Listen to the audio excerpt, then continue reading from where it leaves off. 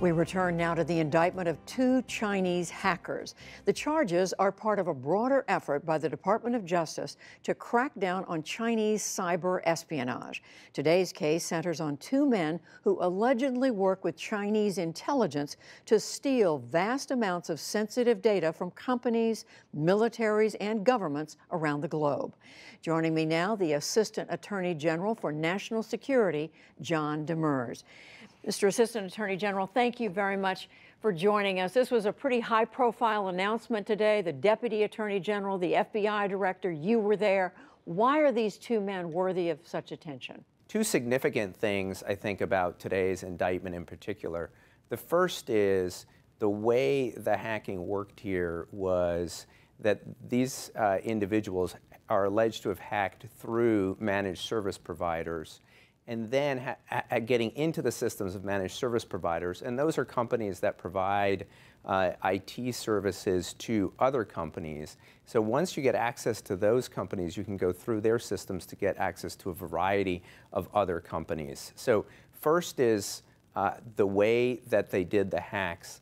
The second is this is the first time that we at the department have charged conduct that violates the 2015 agreement between President Xi and President Obama, the commitment that is by China that it would not conduct cyber espionage for commercial purposes. Do you feel you have solid evidence that these men, that the company, the organization they work for did do this? Do you have the evidence? Oh, absolutely. We would never bring this indictment if we weren't confident that we couldn't prove this beyond a reasonable doubt. That's the standard we operate under all the time here at the department. So if we didn't think we could do that, we would have never brought these charges. Do you though also have evidence that the companies they were stealing information from, or that the information that it went to rather, benefited from this? And if so, why not go after them as well? Well, I can't go beyond what's in the indictment. And we don't describe what happens to the information in the indictment.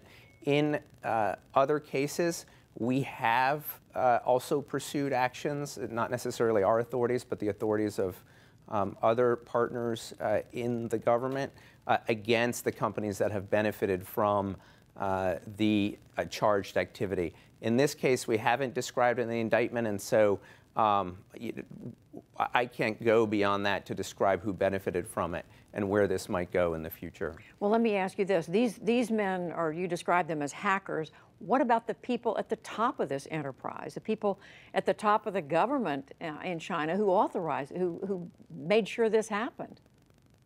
Yeah, well, we do charge here that these hackers and the company they worked for were acting in association with the Ministry of State Security in China. That's the premier Chinese intelligence services that does both counterintelligence and foreign intelligence. So we do allege that they're acting on behalf of or in association with the Chinese government. We are charging the individuals who we know individually are actually the people who are with their hands on the keyboard, and that I have to say is a significant aspect of the attribution here. We're not just saying this company did it or this country did it, but that these two individuals individually did it. Can you describe just briefly in layperson's terms what kind of information was stolen? Well, so a wide variety of information from both government systems. So we describe in there a hack of personal identifiable information of people in the United States Navy, but also looking out at a variety of commercial sectors, including the banking sector, the aviation sector, pharma, a whole host of industries. Again, because of the way they did this hack, where they went through the managed service provider, they were able to get to a wide variety of companies. Since the chances of prosecution are very low, we assume, Mr. Demers, what is the message or what's the point of going ahead with this indictment? Sure, and this is a question we get often in these cyber indictments. We've done indictments this year against Russia, against Iran, against North Korea, and against China. And sometimes we can get the defendant right away. We had one Chinese one where we've managed to extradite a Chinese intelligence officer from Belgium this year. So sometimes we get the person right away. Sometimes we get the person in the future.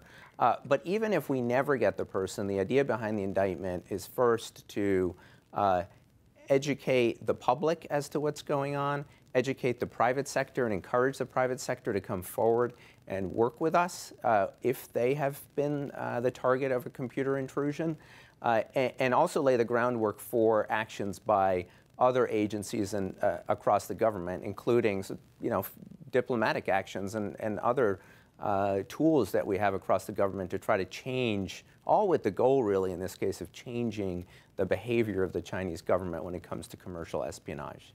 Assistant Attorney General John Demers, thank you very much. Well, thank you very much. Good evening.